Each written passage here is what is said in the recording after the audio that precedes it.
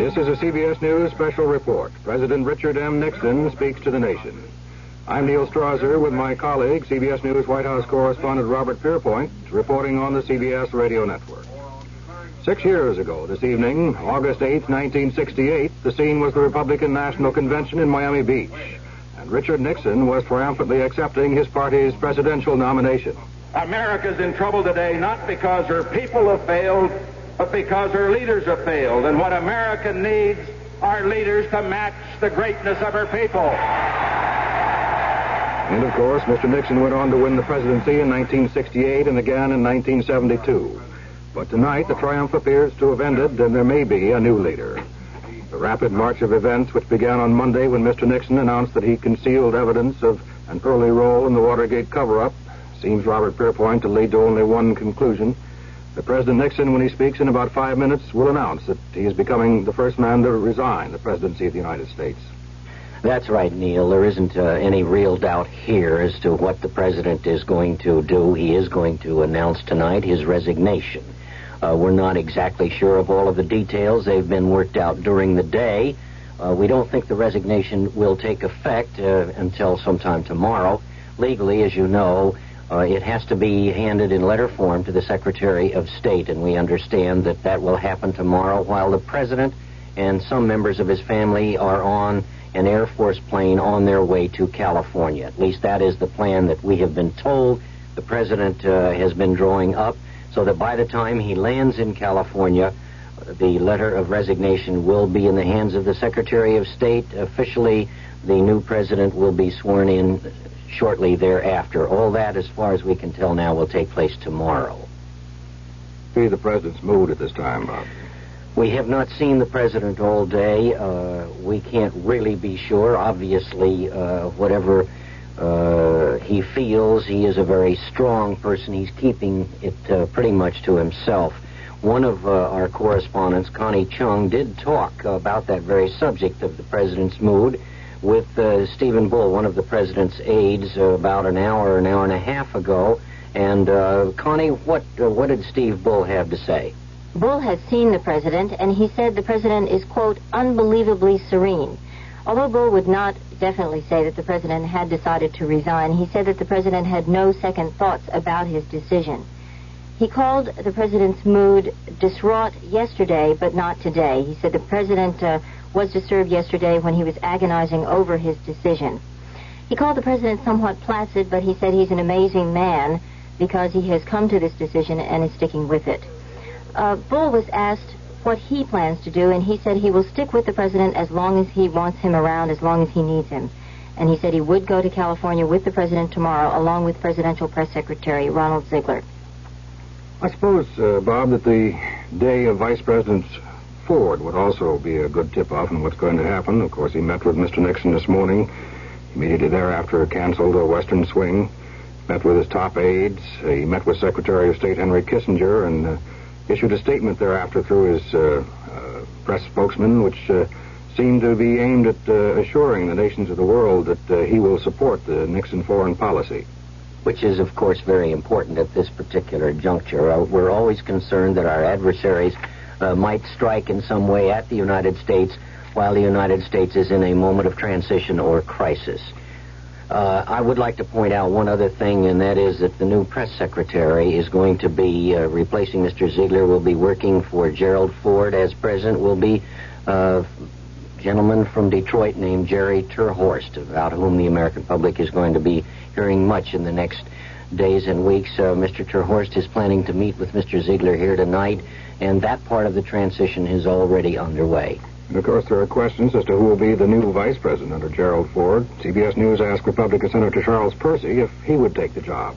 Of course, I have every reason to believe every other single person on any list he may have would accept readily. I can't imagine any American turning him down now for any post that he should ask them to undertake to help bring this country together again. And that was Charles Percy, who is said to be on a list of 14 drawn up by Ford's staff. We pause now 5 seconds for station identification. Listening to KRLD Dallas, 1080 on the dial. This is Neil Strasser with Robert Pierpoint, CBS News, Washington. Shortly, President Nixon will speak.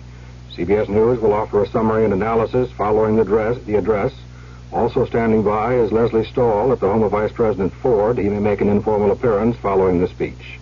And in New York, standing by are correspondents Reed Collins and Charles Osgood with their observations and reaction from around the country and the world to what we expect to hear, that President Nixon is resigning.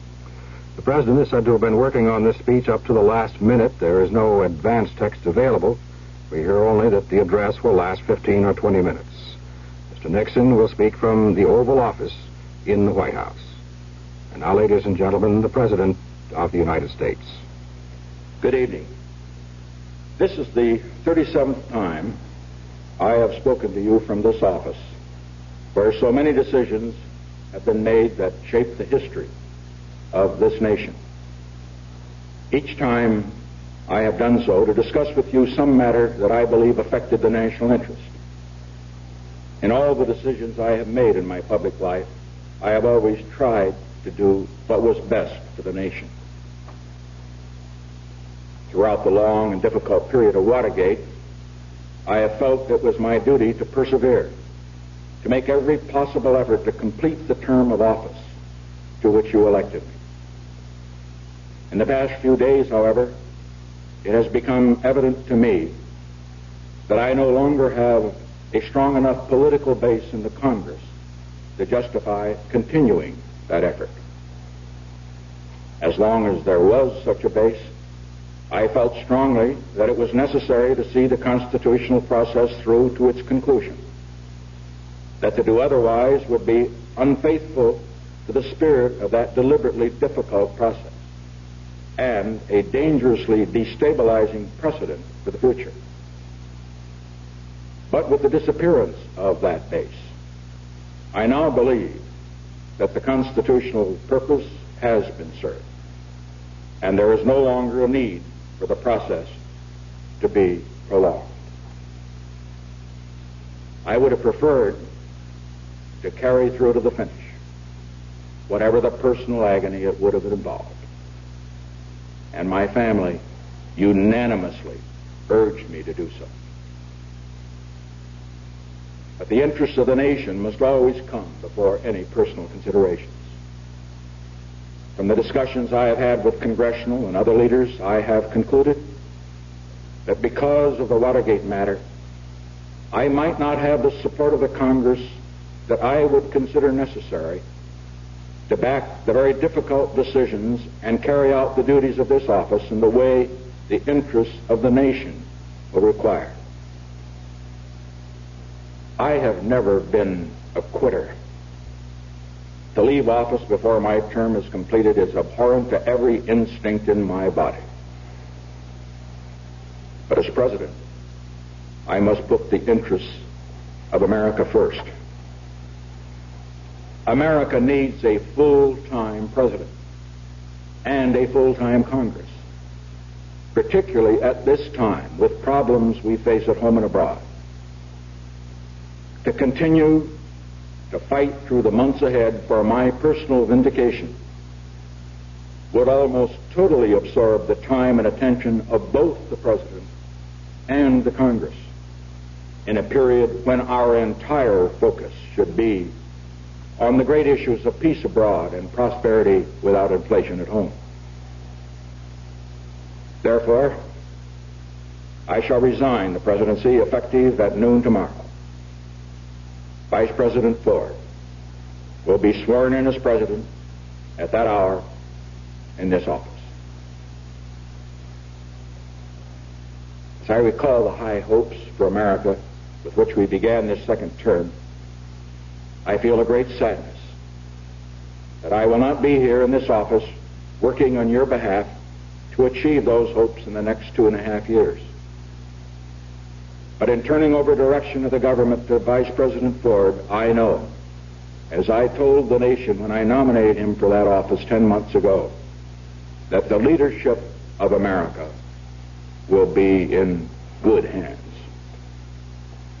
In passing this office to the Vice President, I also do so with a profound sense of the weight of responsibility that will fall on his shoulders tomorrow, and therefore of the understanding, the patience, the cooperation he will need from all Americans.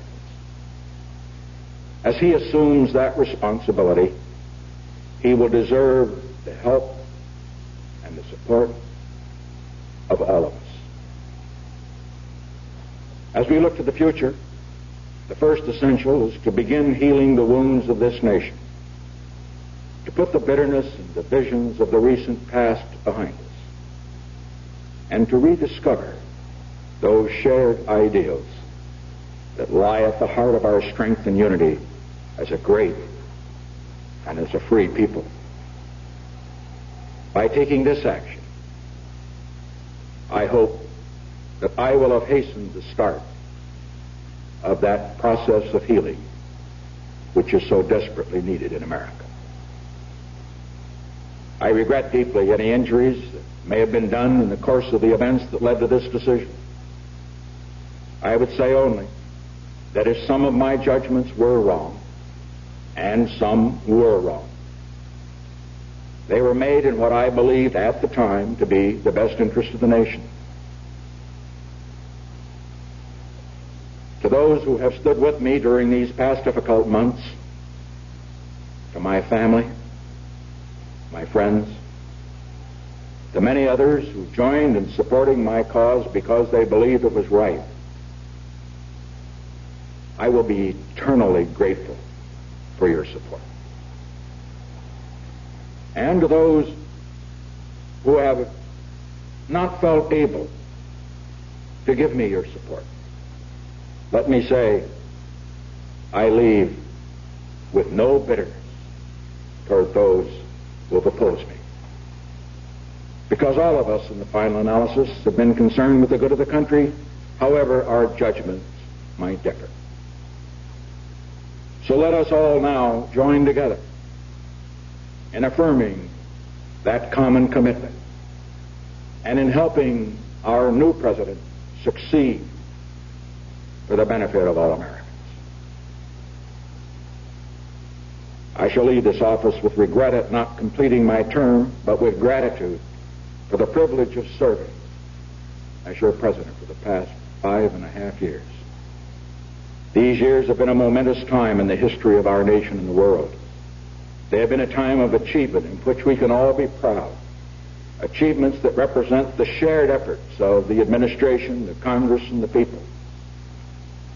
But the challenges ahead are equally great, and they too will require the support and the efforts of the Congress and the people working in cooperation with the new administration. We have ended America's longest war, but in the work of securing a lasting peace in the world, the goals ahead are even more far-reaching and more difficult. We must complete a structure of peace so that it will be said of this generation, our generation of Americans, by the people of all nations, not only that we ended one war, but that we prevented future wars. We have unlocked the doors that for a quarter of a century stood between the United States and the People's Republic of China. We must now ensure that the 1/4 of the world's people who live in the People's Republic of China will be and remain not our enemies, but our friends. In the Middle East, 100 million people in the Arab countries, many of whom have considered us their enemy for nearly 20 years, now look on us as their friends. We must continue to build on that friendship so that peace can settle at last over the Middle East, and so that the cradle of civilization will not become its grave. Together with the Soviet Union, we have made the crucial breakthroughs that have begun the process of limiting nuclear arms. But we must set as our goal not just limiting, but reducing and finally destroying these terrible weapons so that they cannot destroy civilization, and so that the threat of nuclear war will no longer hang over the world and the people. We have opened a new relation with the Soviet Union. We must continue to develop and expand that new relationship so that the two strongest nations of the world will live together in cooperation rather than confrontation. Around the world, in Asia, in Africa, in Latin America, in the Middle East, there are millions of people who live in terrible poverty, even starvation. We must keep as our goal turning away from production for war and expanding production for peace, so that people everywhere on this earth can at last look forward in their children's time, if not in our own time, to having the necessities for a decent life. Here in America, we are fortunate that most of our people have not only the blessings of liberty, but also the means to live full and good, and by the world's standards, even abundant lives. We must press on, however, toward a goal not only of more and better jobs, but of full opportunity for every American. And at what we are striving so hard right now to achieve, prosperity without inflation. For more than a quarter of a century of public life, I have shared in the turbulent history of this era. I have fought for what I believed in. I have tried, to the best of my ability, to discharge those duties and meet those responsibilities that were entrusted to me. Sometimes I have succeeded, and sometimes I have failed. But always, I have taken heart from what Theodore Roosevelt once said about the man in the arena whose face is marred by dust and sweat and blood, who strives valiantly, who errs and comes short again and again, because there is not effort without error and shortcoming, but who does actually strive to do the deed, who knows the great enthusiasms, the great devotions, who spends himself in a worthy cause, who at the best knows in the end the triumphs of high achievements, and who at the worst, if he fails, at least fails while daring greatly.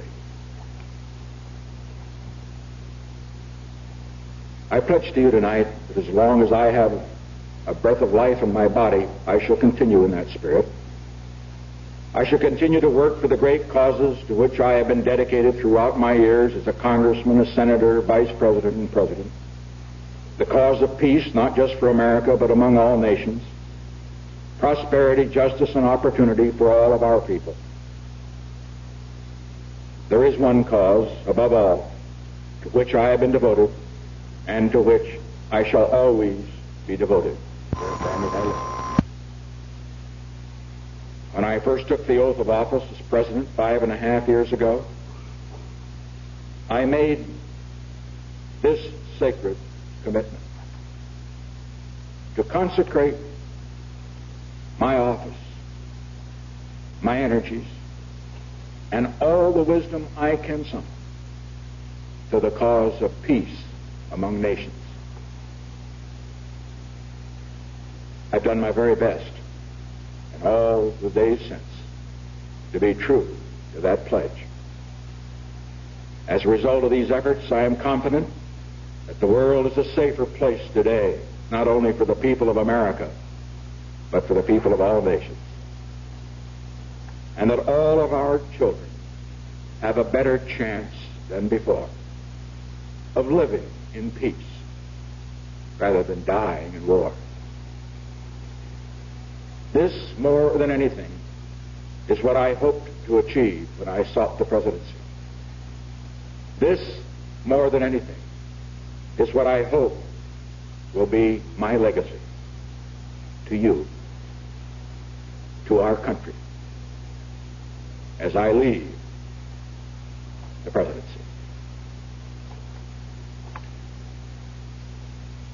To have served in this office is to have felt a very personal sense of kinship with each and every American.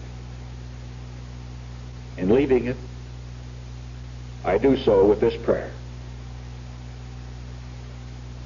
May God's grace be with you in all the days ahead.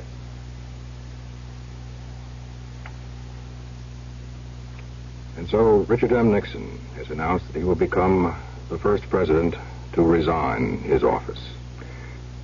Beginning his speech, his voice broke slightly when he said, "In all the decisions I have made in my public life, I have always tried to do what was best for the nation." His voice became stronger as he continued. He said he became convinced he no longer had the political base in the Congress to carry on. Without that base, he said, the constitutional process has been served and there was no need to carry through with the impeachment process, much as he would prefer to. And then came the words that will live in our history. To continue to fight through the months ahead for my personal vindication would almost totally absorb the time and attention of both the President and the Congress in a period when our entire focus should be on the great issues of peace abroad and prosperity without inflation at home.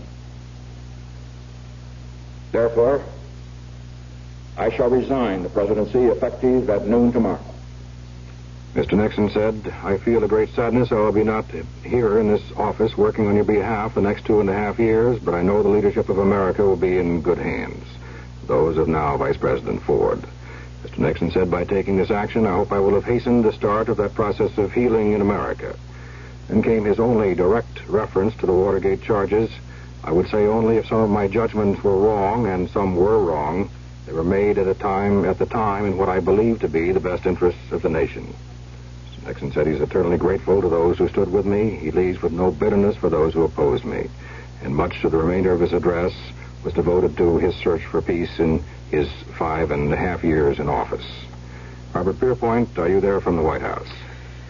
Neil, that was probably the most moving speech that Richard Nixon has ever made or ever will make.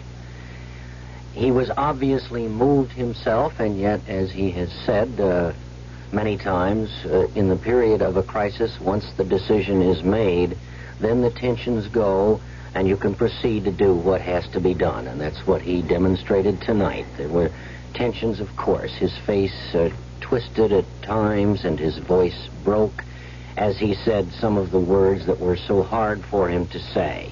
Nevertheless, he said them. There were some things that he did not say, of course. He did not in any way concede that he had committed any crimes. He did not even imply that he had himself done anything wrong, only that his judgments were wrong, and even then, he said, any judgments that were wrong were made in what he believed to be the best interests of the nation. But one probably could not have expected President Nixon at this stage to concede any wrongdoing. On the other hand, one might not have expected him to make as many fine points as he did make. He said he had no bitterness, and he showed none in this address tonight. Perhaps one of the most emotional moments came when he said he was never a quitter, and that what he was having to do was abhorrent to every instinct in his body. And at that point, he appeared to feel in every part of his body that abhorrence for what he was doing because he had to. It's very interesting to me that he laid this problem on the basis of Congress not being willing to give him political support. Obviously, the point at which he made the decision, and there's been much discussion about this in these last 2 or 3 days, but the point at which he made the decision was precipitated by the news brought to him yesterday afternoon by those three members of Congress from the Republican Party who came down to see him, Senator Scott, Senator Goldwater, and Congressman Rhodes. And I believe it was Senator Goldwater who pointed out to the president that if his case went to trial, if the impeachment was voted by the House and he was tried in the Senate, he could not expect more than 15 votes of support. That must have been the final blow to the president. And that, I believe, is why he said tonight there was no longer a political base in the Congress. And that's why he did what he was doing tonight. Now, one other important point, I think he went out, in a sense, with his flag flying when he enumerated the many things he's done in the field of foreign affairs. And I think that he believes, and he may very well be right, that history will view him somewhat differently than we do now because of his accomplishments in the field of foreign affairs. Altogether, Neil, it was a gracious farewell. Bob, 8 presidents have previously died in office. This is the first one to announce he will resign. Yet I suppose, in a way, you could say that this is the constitutional process of peaceful change at work as well. Neil, I think that while there may be a great deal of sadness around the country at the moment, there are many people who did not want to see this moment ever come.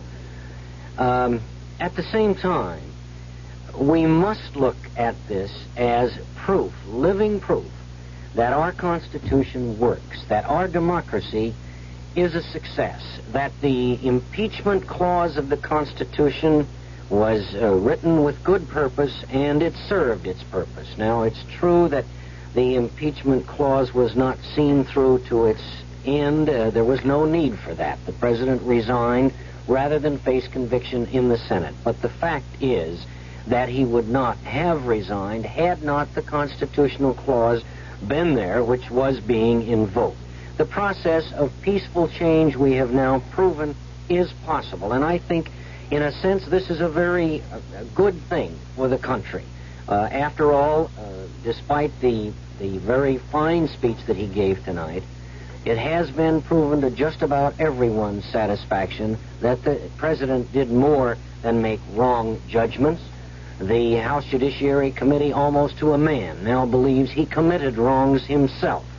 And now the peaceful change is taking place in power. And that is a very, very important plus in a democracy as large and as diverse as ours, or in any nation as large and as powerful and as diverse as ours. Change is difficult, and it brings upheavals. In many cases, it brings danger and even worse. But in this case, in the United States, that is not happening. And I think that, frankly, I'm encouraged by seeing the process working the way it is. Bob, we must remind ourselves what precipitated this resignation. Even though the House Judiciary Committee had completed work last week on 3 proposed articles of impeachment, it was the release this Monday of those 3 tapes made with H.R. Haldeman 6 days after the Watergate break-in that precipitated it, when those tapes show President Nixon talking of the political advantages of limiting the FBI investigation, which was at least delayed for a few days, although Mr. Nixon went on to point out that the FBI did complete its investigation shortly thereafter. But the question is raised, I think, by his speech. On Capitol Hill this day, a number of legislators worried about how to ensure that Mr. Nixon will not face prosecution after he leaves office. And Republican Senator Edward Brooke of Massachusetts introduced a sense of the Senate resolution which would urge immunity for Mr. Nixon. But even Brooke said that Mr. Nixon should make some kind of confession of error. When I introduced the resolution on immunity for the president today, I said that I would want full confession from the president of his involvement in Watergate and all related incidents. I think the American people are entitled to know all of the facts, and I think the president must make a clean breast of it. And when he does resign from office, I would agree that he certainly should not say that I'm resigning, but I'm not guilty of any offense. The Democratic leadership, Bob, as we know, for various reasons, opposed that resolution. For instance, the Assistant Democratic Leader of the Senate, Robert Byrd of West Virginia. In my judgment, it would be an intrusion upon the constitutional powers of the judiciary and the executive. Moreover, I think it would be a very bad precedent for Congress to initiate. Senator Mike Mansfield, the Democratic leader, said that he thought such a resolution would seem a nudge to get Mr. Nixon to resign. Yeah, Bob, I think no one wants to see a former president in jail. I'm not sure if those who want the record set straight for history will be totally satisfied with the speech tonight or not. Neil, there are going to be people who are going to be quite critical about the fact that the president didn't confess any wrongdoing tonight.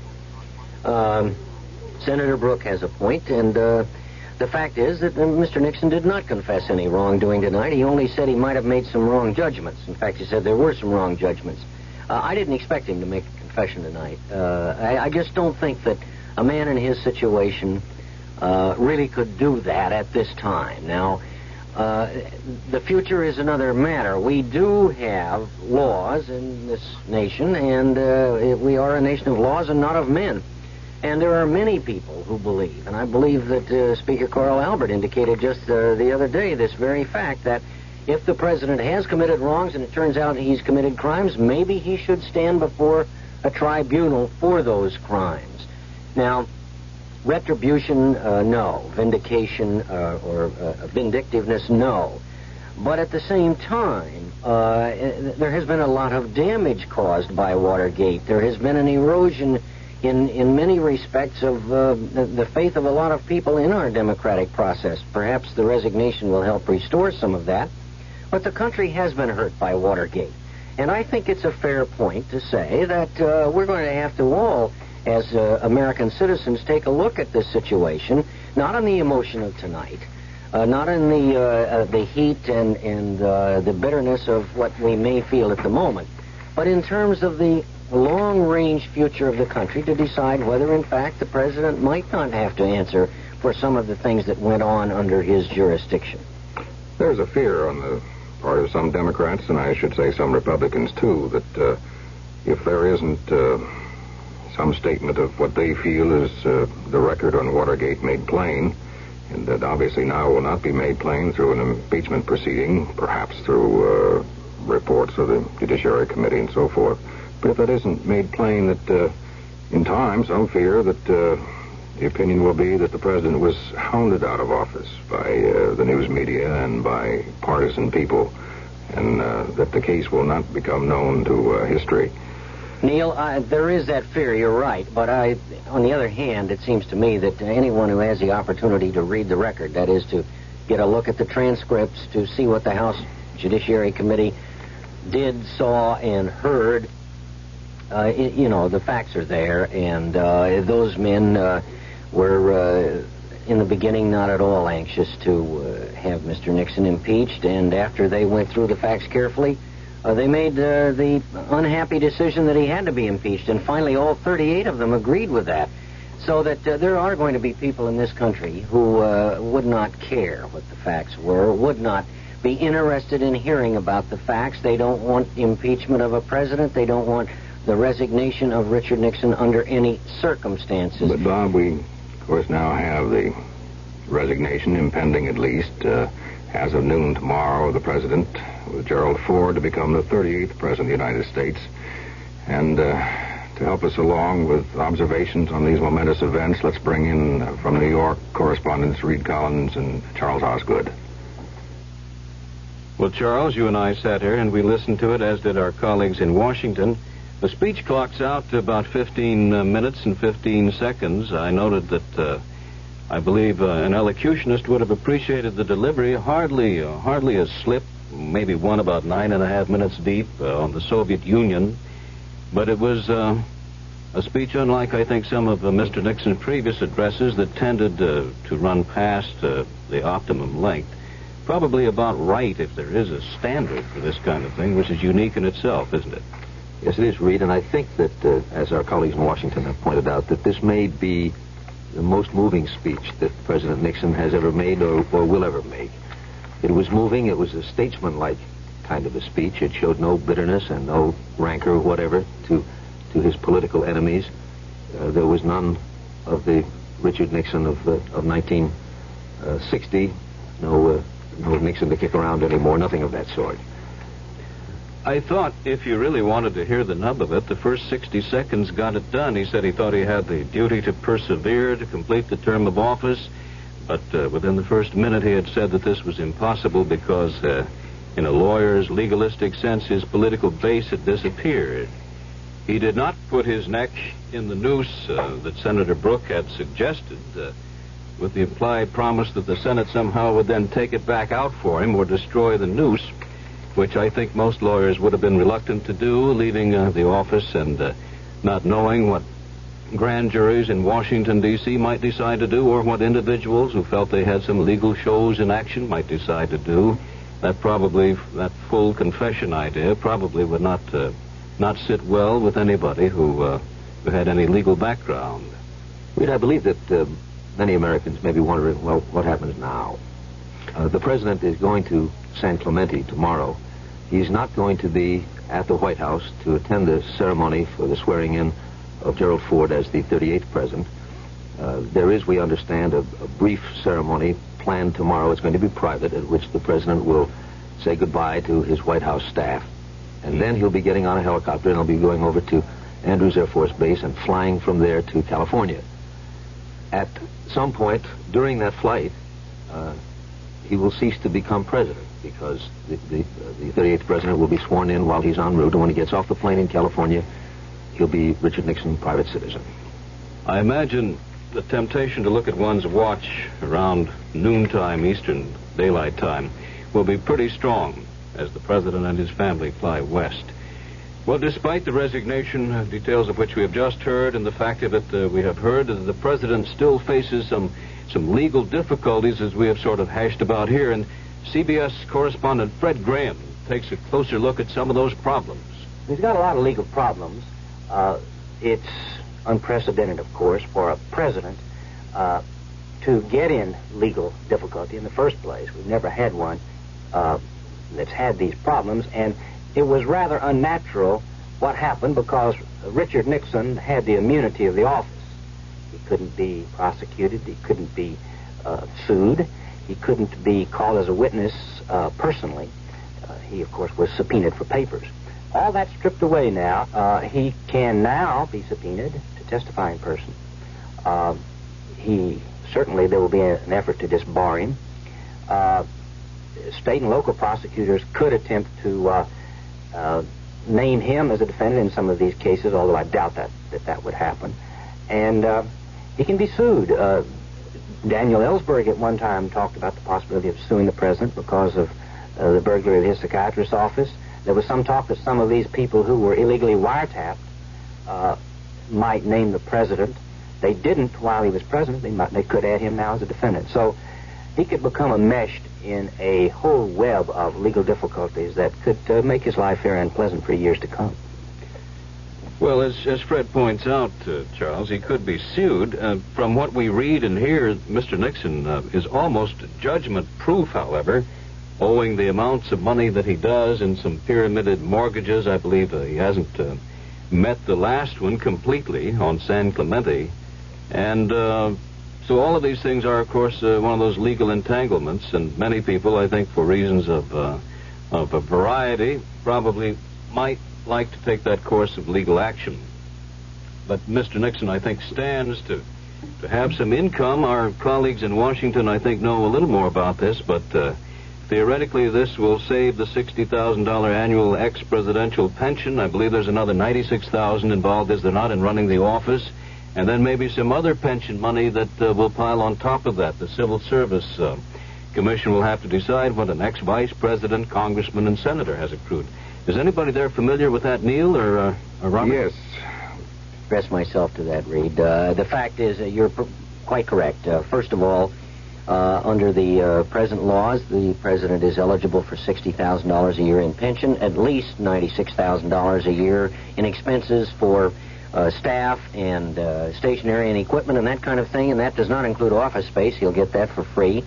He has a $20,000 a year pension for Mrs. Nixon, when he passes on as a widow's pension for all former presidents' wives. And in addition to that, I think it's fair to point out that he also has very valuable property. Now, it's true that at the moment he is a little cash poor. That is, if he sells his land in San Clemente or any parts thereof, and I think he could sell some of the land around the mansion without selling the mansion itself, that is very valuable land, several acres of it there. He may not be able to do that because of the local restrictions, but he does not have to keep that San Clemente mansion. It is worth, I would estimate, well over $1 million. Secondly, he has $500,000 at least in property down in Key Biscayne. So that, and now, mind you, he would have lost the income from pensions and from the emoluments of being an ex-president if he had been convicted and removed from office. He still would have had the property. But all of this taken together, he's not going to come out of this a poor man, and I don't think that we ought to push that point too far. And I doubt very seriously that courts are going to judge him guilty in the sense that he's going to have to pay out a lot of money in lawsuits. I doubt very seriously that that's going to happen. I think the real problem the president faces is the one of criminal prosecution. And we've discussed this at some length. Fred gave you some interesting views on it a little while ago, but there's one other thing I'd like to point out, and that is, in talking to Fred and others, it seems the simplest way for the president to be freed of criminal prosecution is for President Ford, when he takes office, to grant a pardon for all crimes the president may have committed. And he doesn't even have to be brought before any courts to have that pardon given to him across the board.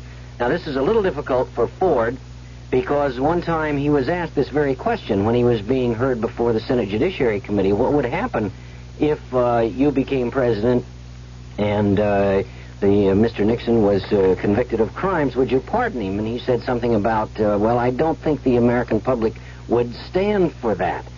Now, however, the vice president, who will soon be president, is faced with just that kind of problem. And what it seems to me may happen is that the Congress of the United States could vote a resolution of immunity which has no legal force, but which would be a sense of the Congress that he should be pardoned. And in that case, the Congress, speaking as the representatives of the people, could in effect say to the president, President Ford, we think that the people want the president pardoned.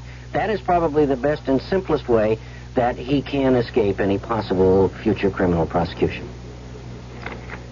Reed and Charles and Bob, we should note that just about 15 minutes before Mr. Nixon went on the air, the White House issued a set of the last official photographs taken of the first family.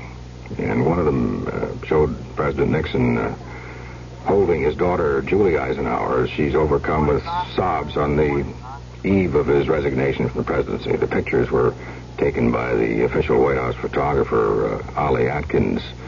And, of course, those were highly emotional moments. The president, we were told, was serene this last day, and he certainly was in his speech, but his family was quite overcome at his decision to leave the presidency. And now the man who's to assume the presidency is outside his house. We go to Leslie Stahl. Ladies and gentlemen, the Vice President of the United States.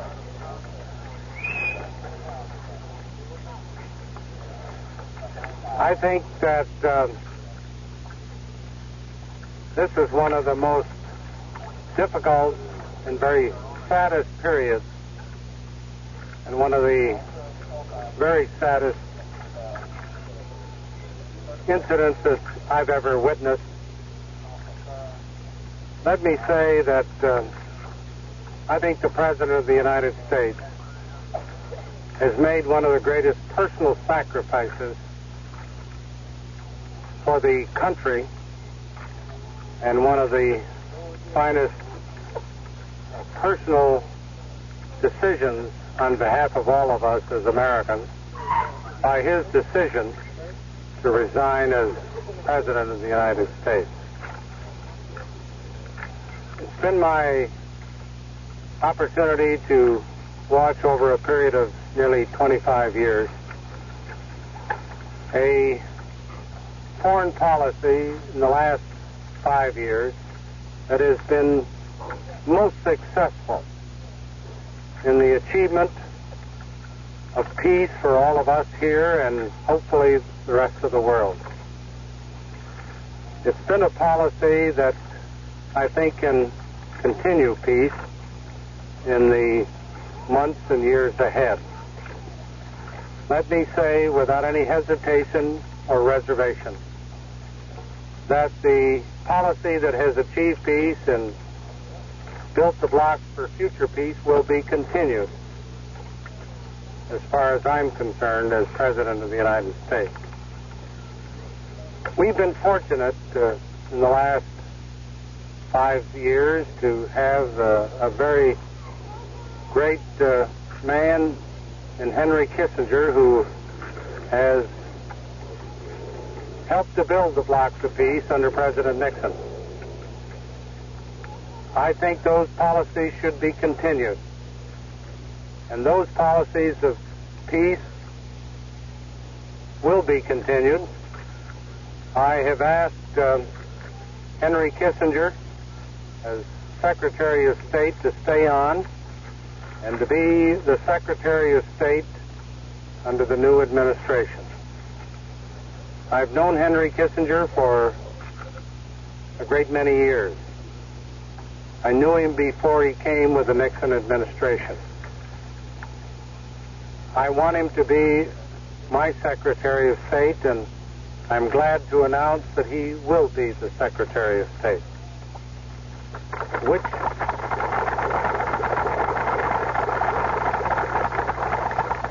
Which means that he and I will be working together in the pursuit of peace in the future as we have achieved it in the past. We have many other problems. We have problems at home which must be resolved. And they can be resolved and will be resolved by the cooperation of the Congress with the President and those that work with him. I've been very fortunate in my lifetime in public office to have a good many adversaries in the political arena in the Congress. But I don't think I have a single enemy in the Congress. And the net result is that I think tomorrow I can start out working with Democrats and with Republicans in the House as well as in the Senate to work on the problems, serious ones, which we have at home. And the spirit of cooperation which I believe will be exhibited with the Congress and the new President on the problems overseas and the problems at home will be beneficial not only to 211 fine million Americans, but to the world as a whole. And I pledge to you tonight, as I will pledge tomorrow and in the future, my best in cooperation, leadership, and dedication to what's good for America and good for the world. Thank you very much. So Gerald Ford, about to become the 38th President of the United States, has already taken an important step in what will be the Ford administration. The announcement reassuring the nations abroad that Secretary of State Henry Kissinger will stay on and they will work together for the cause of peace. Leslie Stahl, you're there outside the Vice President's house in Alexandria, Virginia. You carry on. Leslie Stahl, can you hear me?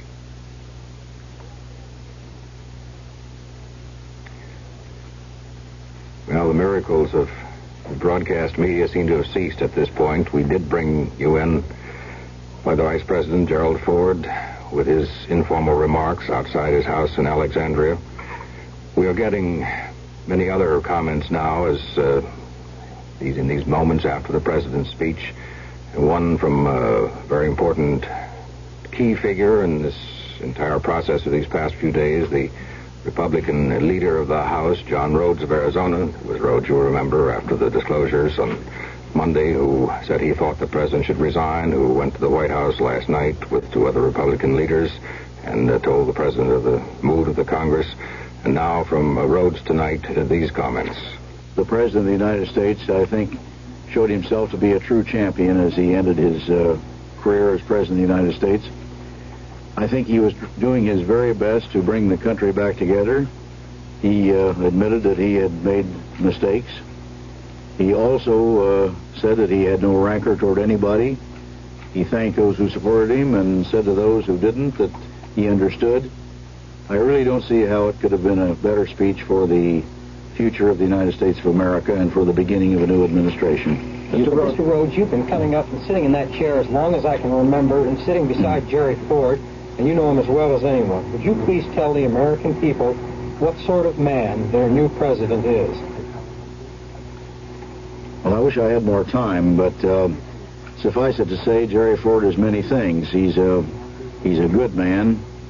He's a man who believes in God. He's a man who believes in himself and his friends. He's a man with high moral standards. And he's a man who has a burning desire to make this country the greatest country possible. He's a man who wants peace in the world. He's a man who wants the best life possible for every one of the American people. And I think he'll make a great president. And so there, Reed Collins and Charles Osgood, you have the transition, comments of the Republican leader of the House, John Rhodes, on the speech by the outgoing president and his comments on the incoming president. And we shall be staying with the presidential resignation story into this evening. We'll be updating it, reporting new developments and reaction to it, and, of course, to the incoming president. We'll be profiling both Mr. Nixon and Mr. Ford and looking at the future for both men as it appears from this vantage point. Our bureaus and CBS stations around the country will give the reactions of your fellow citizens to the momentous events before us. And CBS News Abroad will tell us about the reaction around the world. And in Washington, Neil Strasser, you'll be remaining on deck and on top of all the developments there at the White House and Congress or wherever, as they happen with the aid of our CBS News correspondents at every key point in the Capitol for our continuing coverage of the resignation of President Nixon. I'm Charles Osgood with Reed Collins. One comment that has come forward tonight is from Special Watergate Prosecutor Leon Jaworski, who says that no agreement or understanding has been made between the President and the Special Prosecutor. He says that the President asked for no special arrangement and none was offered to him. Of course, this is a matter of some interest because it means that the prosecutor, Leon Jaworski, is free to proceed, at least he is as of this hour, with any prosecutions against the president. Once the resignation takes effect tomorrow at noon, Jaworski did not say tonight one way or the other whether that is his intention. No, I think, Charles, he felt it incumbent, though, to answer at least some of the questions, at least to negate some of the possibilities that have been bruited about.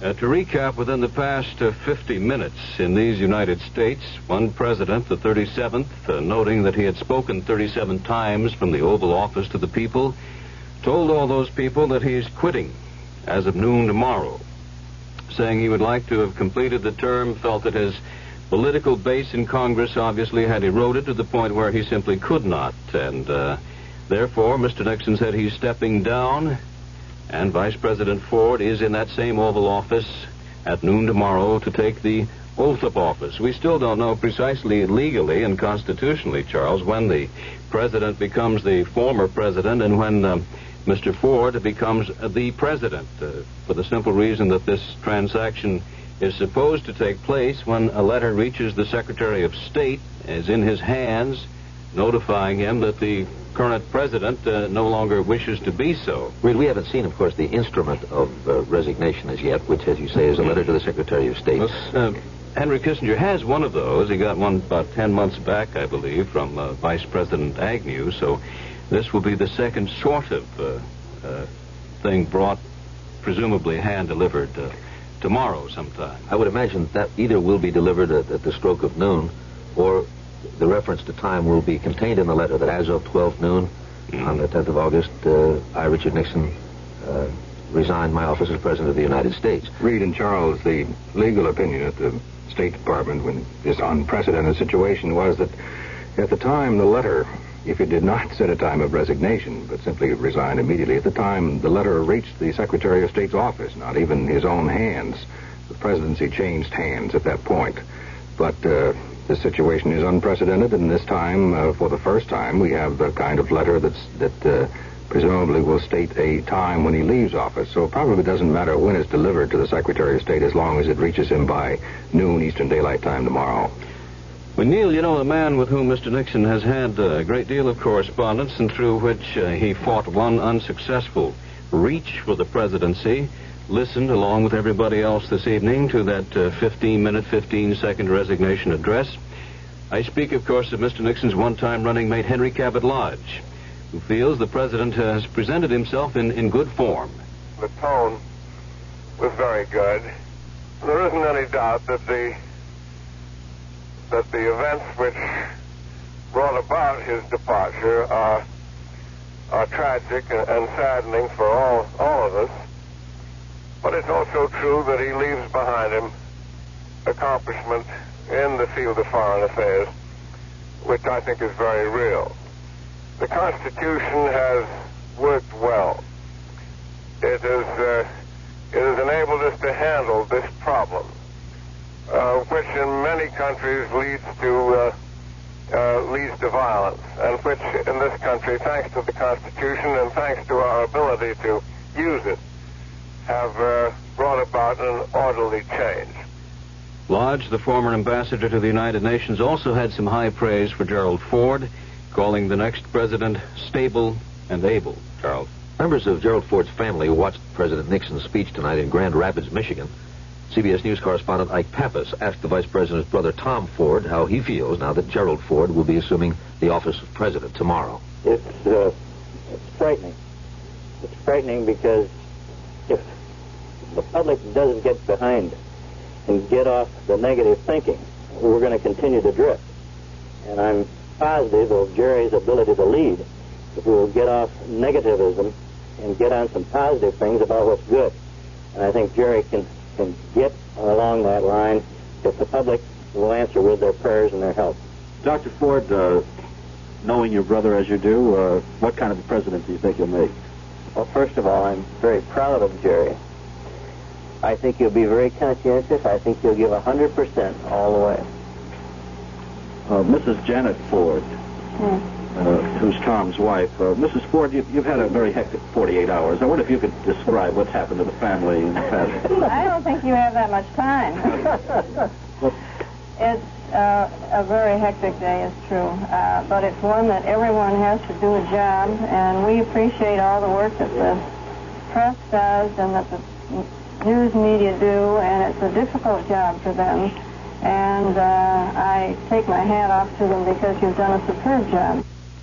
That's Janet Ford, Gerald Ford's sister-in-law, and her husband, Tom Ford, speaking tonight in Grand Rapids, Michigan. Neil? Here in Washington, we've had comment now from House Speaker Carl Albert, who, of course, was among the bipartisan leaders of the Congress who met with the president about an hour before he delivered his speech. Speaker Albert was asked about the reasons behind Mr. Nixon's decision to resign, and he answered much as did Mr. Nixon, who said that he had lost his base of support in Congress. Albert said the pro-impeachment margin in the Congress had just grown too large. The margin grew by yesterday to astounding proportions, and they grew because the president had not come clean about a certain conversation that took place about 10 months before he said he knew anything about it. But that is a part of history, and the president is going out. What I liked about it was not what he did or the things that caused him to leave his office, but it was that he went out not trying to say that he was framed, as some people said he would do. He did not do that. And I think he did a service for the nation in not doing that. I think his speech was more than conciliatory. I think it was a call to the nation. So there's general praise for the speech from House Speaker Carl Albert. There is, on the other hand, a statement from Democratic Representative Wright Patman of Texas, who says that the nation should learn something from the anguish and pain of the past 2 years, and said, for one thing, that all the facts should be in the public record about Watergate. And, for instance, he called for the release of all those tapes that are being turned over to Judge Sirica so the public can see all the transcripts. I think we're ready now with Leslie Stahl at the home of Vice President Ford. Leslie, are you there? Yes, I'm here, Neil, finally. The applause you heard as the Vice President came out of his home here in Alexandria, Virginia, came from a large group of his neighbors who've gathered here very enthusiastically to support him and show them that they are pleased with this obvious transition of power. He was smiling, he looked relaxed, and he gave his remarks were off the cuff. And as you heard, he said that he was going to ask Henry Kissinger to stay on as Secretary of State. His press aide has been briefing reporters here now. He says that the swearing-in ceremony will take place at 12 noon tomorrow in the Rose Garden, that is, if the weather holds up. It has been raining here all day. If not, in the East Room in the White House. Chief Justice Warren Berger will officiate, and he has been called back from a 3-week vacation. He was planning to take in Amsterdam. I understand he's either en route tonight or will be flying in tomorrow. There have been stories that the Vice President will address a joint session of Congress tomorrow. His press secretary is telling us that he knows nothing about it. It sounds as though they have not made a final decision on that. The scene here, Neil, is one of excitement from Mr. Ford's neighbors. There were dogs barking while he was speaking. There's an ice cream truck around the corner. The bell was going off while the Vice President was speaking. Generally, his friends are here to support him outside. He has gone back in the house. He came home tonight at about 8:25 and watched the President's speech with his wife and 2 of his 4 children, Susan, who's 17, and Steve, who's 18, and his other 2 children, we are told, are en route home right now. His press aide could not tell us when and how the Vice President will White House, but as of tomorrow at noon, he will take over in the Oval Office anyway for business purposes. Leslie, in the middle of all that excitement, the least excited person seemed to be the Vice President. Well, I have to be frank with you, Neil, and tell you that I couldn't see him from where I was standing. The crowd, his neighbors, moved in, and I was standing behind 3 or 4 people and could not see his face. He sounded relaxed, and as I said, they were off-the-cuff remarks, but I could not see his face.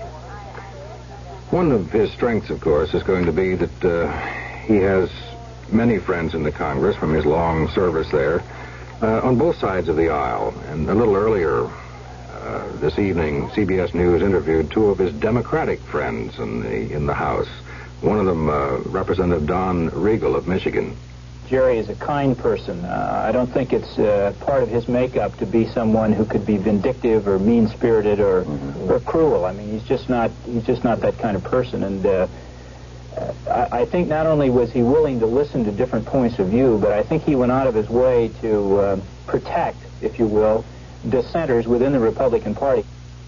And another one of his Democratic friends, Representative Martha Griffiths of Michigan. He is going to listen to what is happening to the people in the country, and he is going to pay attention to the economic situation in the country. He will understand it. He will be willing to be briefed in case the pound floats or the lira is in trouble. So it is clear that he starts with goodwill, Gerald Ford does, from both sides of the aisle in the Congress, and will listen. And we'll stop for 5 seconds for station identification. At 1080 on the dial, you're listening to KRLD Dallas. This is Neil Strasser, CBS News, Washington, with a host of our other CBS News correspondents around this capital and around the nation. Leslie Stahl at Vice President Ford's house, Robert Pierpoint at the White House. In New York, Charles Osgood and Reed Collins and many others will be calling in from time to time as we cover this story of the many years that I have been in Washington, certainly. The resignation of President Nixon. He has announced he will resign effective noon Eastern Daylight Time tomorrow, and that Vice President Gerald Ford will take the oath of office then as the 38th President of the United States. That announcement by Mr. Nixon came just about 58 minutes ago now, shortly after he began his address to the nation, and here were his words. To continue to fight through the months ahead for my personal vindication would almost totally absorb the time and attention of both the President and the Congress in a period when our entire focus should be on the great issues of peace abroad and prosperity without inflation at home. Therefore, I shall resign the presidency effective at noon tomorrow. Mr. Nixon, of course, had explained before that he felt he no longer had a strong enough political base in the Congress to carry on, and that without that base, he felt the constitutional process had been served, and there was no need to carry through with the process of impeachment, the vote by the House and the trial by the Senate, although Mr. Nixon, up until this week, had been saying that he wanted the constitutional process to go ahead. In New York, Reed Collins, Charles Osgood.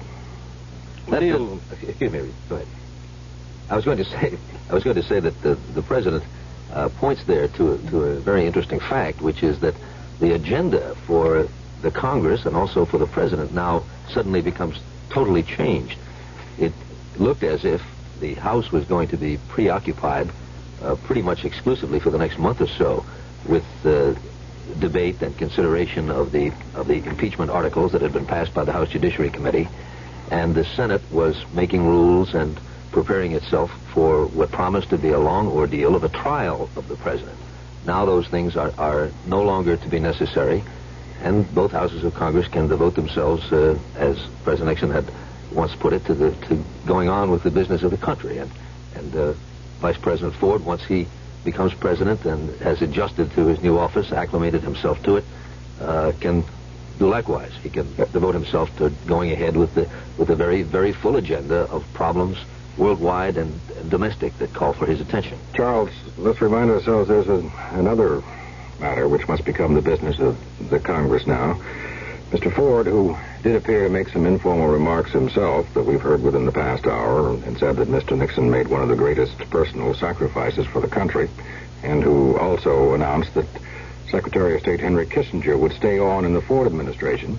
Mr. Ford, under the 25th Amendment, now has the duty of naming a vice president, which will make the unique situation, incidentally, of having men in the presidency and the vice presidency who were not, neither one, elected nationwide. And that selection he makes will have to be approved by a majority vote in each House of the Congress, as was the case with Ford himself after Spiro Agnew resigned. Well, I think it was interesting that he put the stopper in quickly as far as foreign affairs are concerned, and made it plain, Neil, that he's going to keep things running pretty much the way they are without tacking or changing course there. And I'm sure that domestically, and particularly with regard to domestic economics, is going to be the area in which both the incoming president and now the resting Congress can turn its wheels to as soon as they both get a little time of adjustment to one another. It seems clear that his aim will be reassurance in the foreign policy field, and I would say unifying the nation on the domestic side. That is why I think his choice of a vice president will be most interesting. We've had a whole list of names in the speculation, supposedly 14 names drawn up for him by his aides. Topping that list, and much of the speculation, of course, is Governor Nelson Rockefeller, the former governor of New York, who would, however, arouse some opposition in the more conservative wing of the Republican Party. Neil, one of the men that has been very close to Jerry Ford all of the years that he's been in Congress, and many of the insiders believe is probably going to be offered the job of vice president, although it may be more or less a pro forma offer, is Melvin Laird, the former Secretary of Defense.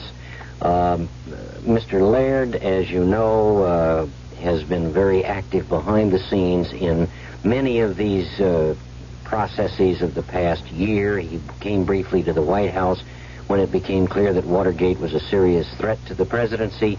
He tried once before in the unifying process. That's right, exactly. The resignations of H.R. Haldeman and John Ehrlichman. And he tried very hard, I think, to save Richard Nixon from the fate that seems to have become inevitable. Finally, he realized he wasn't really accomplishing anything. He was isolated, kept away from Mr. Nixon, so he left that staff job here. But he has still been in close touch with the administration and with the members of Congress. And in fact, in the past week, I understand that he has been active in trying to smooth the path of transition. And with that background, there is some strong feeling that Mr. Ford may offer his close friend Melvin Laird the vice presidency, and there's some question as to whether Laird really wants the job, but my guess is that he should stand high on that list of probables. Of course, a change in the presidency of the United States affects people, not only in the United States, but all over the world. And in cities around the world, people receive the news in various ways. Here in New York City, people gathered in Times Square to hear the president's speech, and WCBS reporter Art Athens was there. In Times Square, New Yorkers gather, but not in great numbers. They gather around portable radios, quietly and not reveling. They listen to the President of the United States making his resignation speech. But Times Square is really quiet tonight. How do you feel about it? I think it stinks. I think it's all rotten. I don't think it makes a difference, you know? They're giving you a bone. They're handing you a bone and saying, be satisfied with this when you shouldn't be satisfied with it. You know? It really doesn't make a difference whether Nixon is president or whether Ford is president. It makes no difference whatsoever. I feel sad about it. That one way it had to be done. And one feeling of mine is, will Gerald Ford be the right man for the office? Since he'll be the first president ever elected, not elected by the people, appointed. What about you, sir? How do you feel about the resignation? Well, I feel it's long overdue. However, I regret the fact that it's left us vulnerable to any enemies that we might have. And I hope that this new administration gets together real fast and gets us on a solid track. Here in Times Square, most people are not too happy that the President of the United States is stepping down, even though many feel they wanted him to. Art Athens for CBS News in New York. Well, that's a little flavor of the Times Square thing, Charles. I don't suppose we would expect people to be out, as they sometimes are wont to do on a New Year's, to watch the presidency come down in some Flatiron Tower someplace. It isn't really quite that sort of an event. It's funny, people do seem to gather at events like this, and it's not because they really can expect to see anything. People have been gathering for the past couple of days out in front of the White House, as if almost they expected that there would be some visible sign when this thing took place. Of course, that isn't the way it works, but I think maybe people seek out each other's company and try to get out into crowds on an occasion such as this. It's just some instinct deep within all of us, I believe. May well be. Let's get some of our first foreign reaction to the formality of the event as we now know it to be. In Tel Aviv, Bruno Wasserteil is standing by. Bruno, can you hear me? Yes, I can, Reed. Is there any official governmental reaction to, say, the fact that Ford is definitely going to keep Secretary Kissinger on as Secretary of State? There's no official reaction, mainly because it's 5 a.m. in the morning here in Israel, and it's doubtful whether there will be some official reaction till Israel actually wakes up. There's satisfaction in Israel since Vice President Ford already made it plain that he would retain Secretary Kissinger as his chief Department of State man. And the foreign policy that the United States has followed thus far will probably be continued. Bruno, what about, is there any reaction since it's 5 a.m., as you say, in the morning in Tel Aviv? Hello. I can hardly hear you. I think we're having the same problem Washington is getting to Alexandria, Virginia. Hello. Hello. I'm sorry, Reed. Can you repeat that, please? I was wondering, has there been any reaction at all, or was the thing, as it has been here, well known in advance? I'm sorry, Reed. We cut out, but I assume your question whether there has been any reaction at all, or a surprise. It came as no surprise to the Israelis. And the last parts of the scenario were pretty well known. It was just a matter of time before Watergate engulfed the president, though the drama of the final moments of President Nixon as President of the United States captured the drama of the moment and, of course, surpassed any local news, even the tension on the Syrian front. And that's the situation as we get it from Tel Aviv, Israel. Bob Pierpoint in Washington, how are things shaping up there? Any reaction coming in? Any thoughts? Well, first of all, I think it's worth pointing out that President Nixon, as he delivered his address from the Oval Office, did not have his family in the room with him. It had been thought originally that they would be there, but instead they watched from the private quarters of the mansion.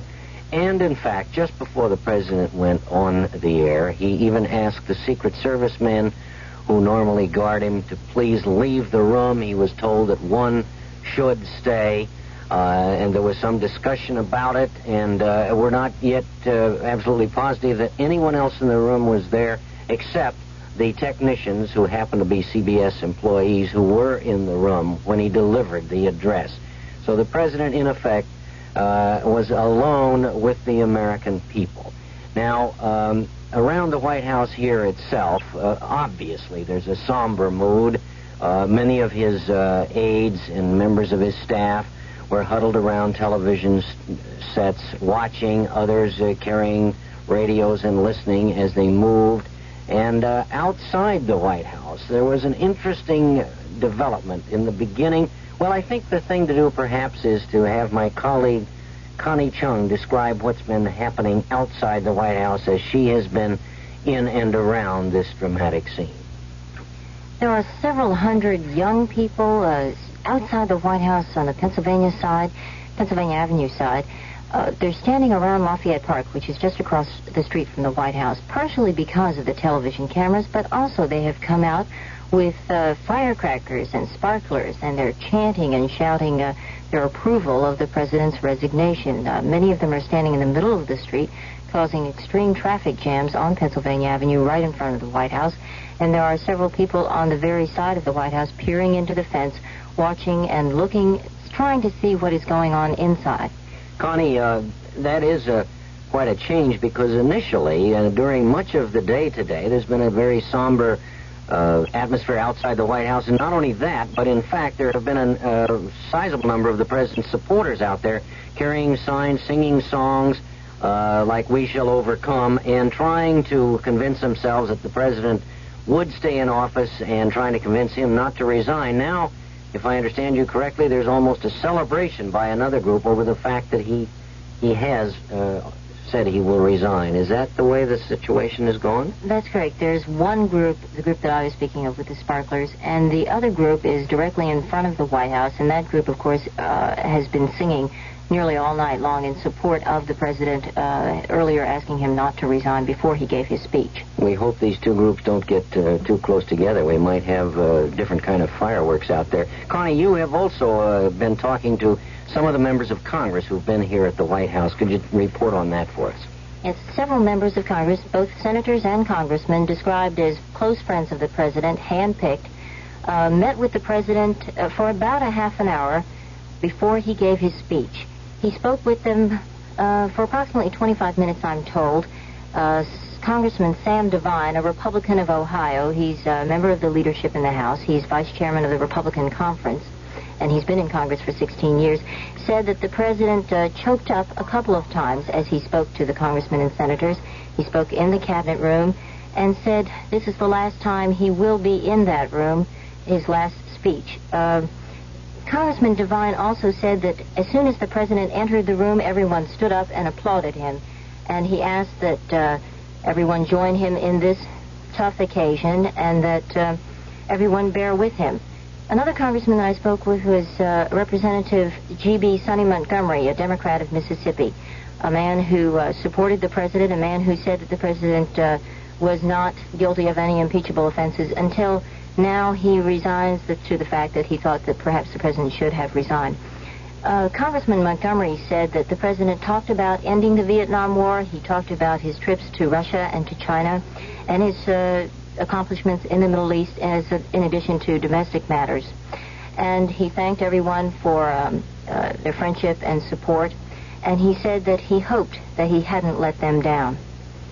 Thank you, Connie Chung. Perhaps you will go back outside and find out what is happening between the two groups outside the White House. Make sure that peace prevails out there and keep us posted while those of us with CBS News around the country at our various listing posts perhaps talk a little about the future now. Neil? Well, of course, the future is Gerald Ford, who will be taking over at noon Eastern Daylight Time tomorrow. And Reed Collins, I think you have some thoughts on that. Well, we have some thoughts about the subject that we have sort of nibbled about the edges of, and this is the task that remains before incoming President Ford to find another like he was and is today. Bob Schieffer has talked with our CBS News legal correspondent Fred Graham about the power of the presidency and about what President Ford is going to have to do regarding the selection of his vice president. Fred Graham, let me just ask you first, under the 25th Amendment, what happens next? Well, right away, President Ford will send the name of his person, his nominee, to be vice president to Congress. And very quickly there will be hearings and a vote. And if that's approved by a majority vote of both houses, then that person becomes vice president of the United States. And that goes through the same procedures under which the president selected Mr. Ford, under which President Nixon selected Mr. Ford to be vice president when there was a vacancy. We just do that all over again. That's right. Of course, he was the first person to ever become vice president under the 25th Amendment. It's relatively new, 2 or 3 years old, I guess. In a way, Richard Nixon played a role in, or at least was one of the reasons that the Congress came to feel that a 25th Amendment would be necessary. Yes, Bob. I was chief counsel of the Senate Constitutional Amendment Subcommittee when that was first came under consideration, and I wrote then private citizen Richard Nixon, asked him to testify in the hearings. He didn't do that, but he referred us to his book, Six Crises, and then sent us written testimony, which went in the record and did contribute to the enactment of the 25th Amendment. It's rather ironic. And, of course, when President Eisenhower was incapacitated for a time because of illness, Richard Nixon, as vice president, sort of served as an unofficial vice president. That's right. He served as an unofficial president, I should say. Well, he served actually as an unofficial acting president, but there was no procedure then to make it official. Now, under the 25th Amendment, if Ford were to be in any way incapacitated, once he gets his new vice president, then he could act as acting president officially. And who becomes acting president if by some chance something should happen to President Ford before a vice president is elected? Well, there's a statute that sets out the line of succession, and the next person would be the Speaker of the House, Carl Albert, and then the President pro tem of the Senate. Then it runs right through the cabinet members, starting with the Secretary of State and right on down in their normal succession of protocol. Let me ask you this, Fred. Does the Constitution also say that a person can only serve as president 10 years? So does this mean that Mr. Ford, assuming, or if he is elected in his own right in 1976, if he chooses to run, would he be eligible to run again then in 1980? Well, Bob, another one of the ironies of this situation is that he is the first person to fall under a certain provision of the 22nd Amendment. You'll know that was passed when some of the people who disapproved of President Roosevelt's long tenure in the White House passed the 22nd Amendment, which says that no person can be elected more than twice as president. And he can't be elected, he can't serve but 1 term and 2 years of a prior term if he happens to become president by resignation or by the death of the president. And that means that he can only be reelected once under the 22nd Amendment. He will have been president only 6.5 years if he gets reelected, where any other person could have served 2 full 4-year terms. Fred, in your opinion, has all of what has happened, damaged the presidency? Well, you know, that was really the bedrock of former President Nixon's defense during the Watergate controversy, he said over and over that the presidency was threatened with erosion, primarily because of the rejection by the courts of executive privilege. But I always thought that actually the facts so disputed that, the legal facts, that one of the reasons why that argument was rejected was that in the courts there were a series of cases challenging overreaching or alleged overreaching by the president. Not just President Nixon, but it happened in prior presidents. Impoundment of funds, over and over again claiming inherent power to take acts, alleged abuse of the pocket veto and such. And it appeared to me that most observers in this community felt that the presidency, if anything, had become too powerful with regard to the courts and to the Congress. And we had a condition in the last 2 or 3 years where senators and congressmen were going into the courts and suing the president. That's never really happened that way in this country before. Number of suits in which the plaintiffs were members of Congress suing the president. And I think the reason that those arguments didn't carry the day was that there was just an instinctive feeling in the Capitol that the presidency, if anything, was too strong.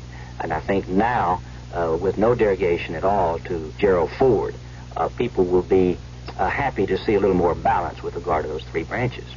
So perhaps in some ways it may really strengthen things. Would you agree with that, in that it does seem to demonstrate that the system works? Yes, the system, as I said, it was interesting the way the courts and Congress suddenly were allies against the presidency. You know, there had been a long period in which Congress had been sort of the know-nothing element in this town, or allegedly so. Congress was forever trying to investigate someone on the grounds that they were communists or radicals, and Congress was passing harsh laws to crack down on criminal suspects, and the executive branch would usually take the side of the courts. That swung around in the last couple of years, and because there was, it seemed to be a lack of balance. Now, perhaps the three branches will be more in balance. Fred Graham, thank you very much. Our legal correspondent Fred Graham in discussion with CBS News correspondent Bob Schieffer, and our thanks to you both. Charlie Osgood, maybe you could catch us up now on what we've been discussing this night. Well, in the event that anyone wonders why all this discussion, if you've been out of touch for a while, the big news of the night is that President Nixon, in a radio and television speech to the nation from the Oval Office at the White House an hour and 25 minutes ago, announced that he is resigning the presidency effective 12 noon tomorrow, at which time Gerald Ford, now the vice president, will be sworn in as the 38th president of the United States. President Nixon will be leaving Washington before that time. He'll be leaving tomorrow for California. By the time his plane gets to the coast, he will be a private citizen. Now again to Washington and Neil Strasser. With me here in our Washington studio is CBS News correspondent Bruce Morton, who's covered the impeachment story from its inception on the House side, who has tonight heard the president declare his intention of resigning, and who has since been seeking reaction. Bruce? Well, the people whom I've talked to this evening, Neil, have by and large liked the speech. They thought it was gentle, magnanimous, leaving on a graceful note. Mr. Nixon did not in the speech address himself to any of the things that were, either of the things, I should say, that were worrying the Congress today. The question of what becomes of the impeachment process, or the question of immunity. And in those areas, the reaction, because he didn't really go to either of those subjects, remains pretty much unchanged. Carl Albert has been saying all day that he doesn't think the impeachment process needs to go any further, that the Judiciary Committee ought to finish its report, lay out the case on the record, but there's no point in a vote, no point in a formal impeachment, consequently no point in a Senate trial. Sentiment in the Senate and House seemed to be weighted before the president spoke against the idea of the Congress, at least, trying to do anything about immunity for him, and that remains true. Republicans, I think, would generally say that it's going to be a little easier to campaign this fall. They and a number of Democrats think this really removes Watergate as an issue. In other words, a freshman Republican running for Congress in the 12th district and wherever doesn't have to worry that his opponent is going to ignore him and run against Richard Nixon and Watergate. That's down the drain now. Gerald Ford assumes the presidency as Mr. Clean, and that's a help. One of those you talked to tonight, was it Rogers Morton? Mm-hmm. Yes. The Secretary of the Interior. There's a feeling that he may play an increasingly important role in a Ford administration. Did he give any indication of that tonight? He said he talked to Vice President Ford today, that the Vice President had asked him to stay on in the cabinet and that he would be happy, as anybody would, to undertake any additional jobs that were offered, any additional responsibilities. And he had the feeling that I think, although I haven't talked to them, is general among cabinet members that this is likely to be a more cabinet-y administration than President Nixon's was. Less reliance on White House staff, more reliance on the men who are supposed to be in charge of the departments. The phrase he used was, this is going to be an exciting time for the cabinet.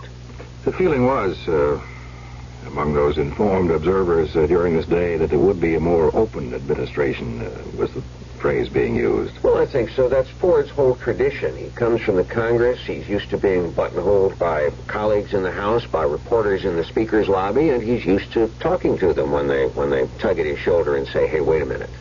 We recall that when he was first nominated to be vice president, he made an appearance in the House radio gallery and said, if you will let me, I'll come back quite often, word to that effect.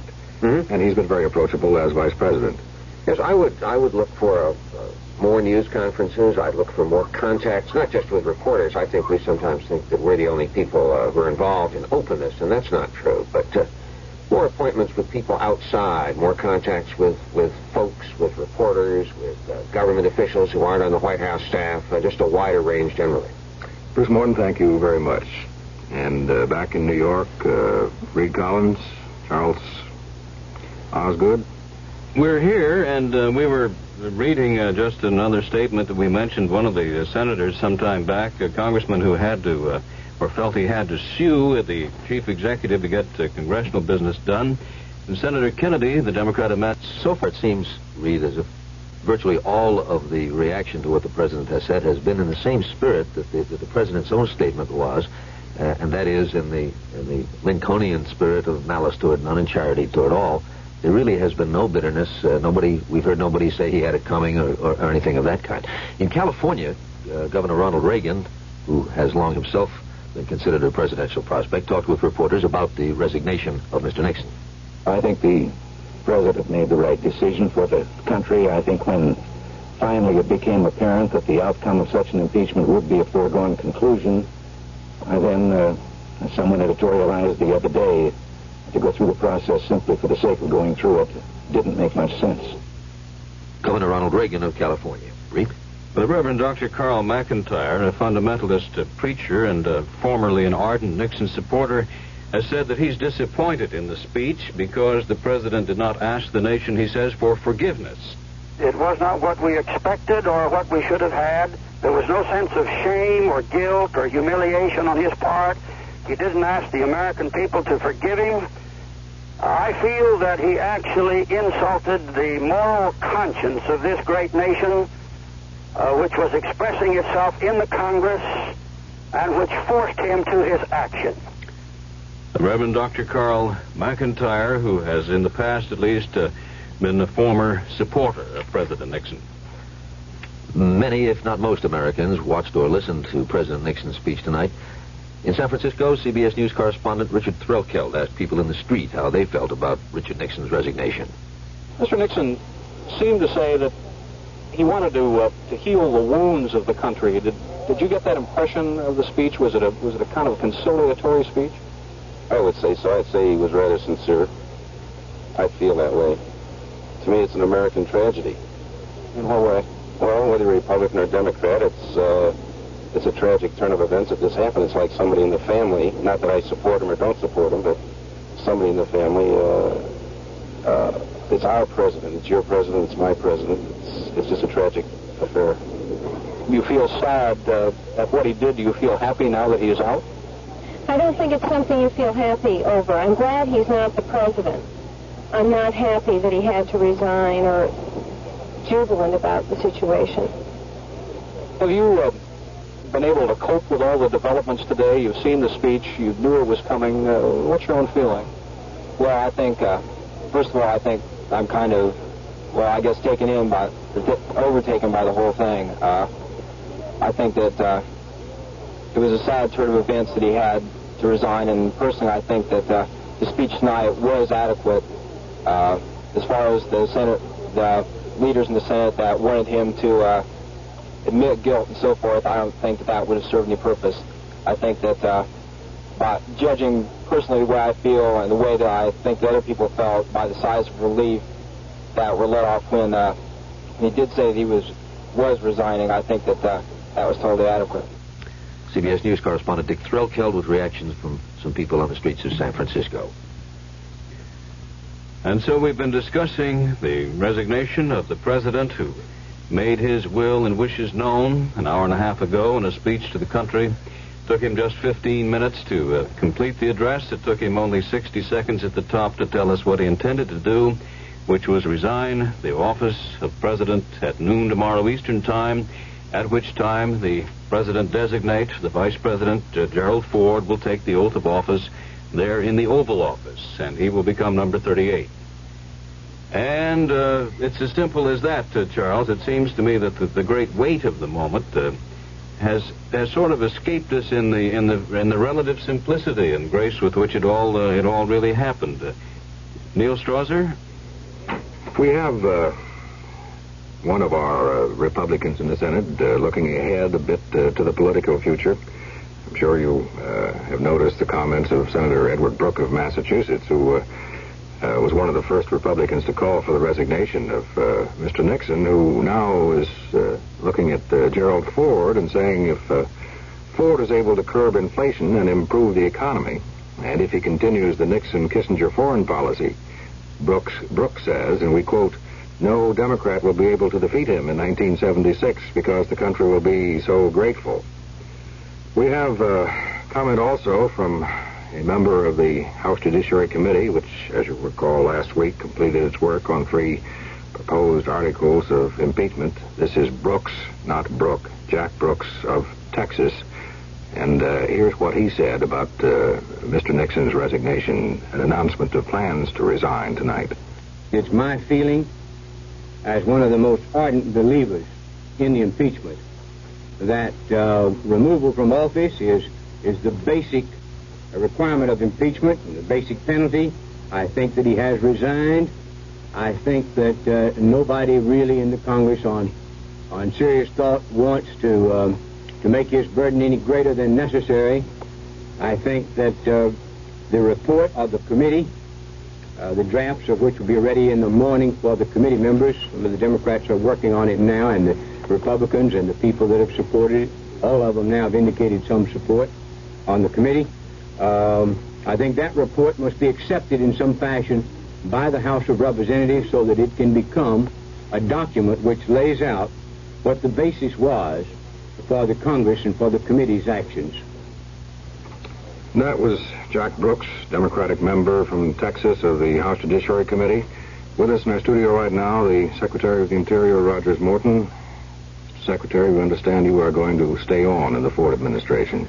Yes, I have been privileged to have been asked by, I guess, President Ford does tomorrow, Vice President Ford, if I would stay on, and I'm delighted to serve in any way I can. Let me take you back one moment and ask for your comments on Mr. Nixon's speech tonight. Well, of course, for me it was a sad time.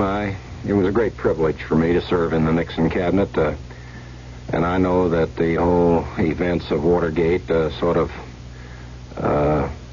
overrode and overlaid the other activities of the government, many of which I was very proud. I thought we were doing a good job in many areas, so it was a sad occasion for me, but I think that he spelled it out as he saw it. I think he was without rancor. He seemed to have no bitterness in his heart, and I think there is a contribution that he can make, and so it was a thing that we had to live through. It was historical in every sense of the word. Do you think, Mr. Secretary, that he committed an impeachable offense? Well, I guess so, because based on the actions of the Congress, or at least the way it was, but it's a matter of a guess. I don't know I'm not a lawyer, I was very uncomfortable with it. I felt that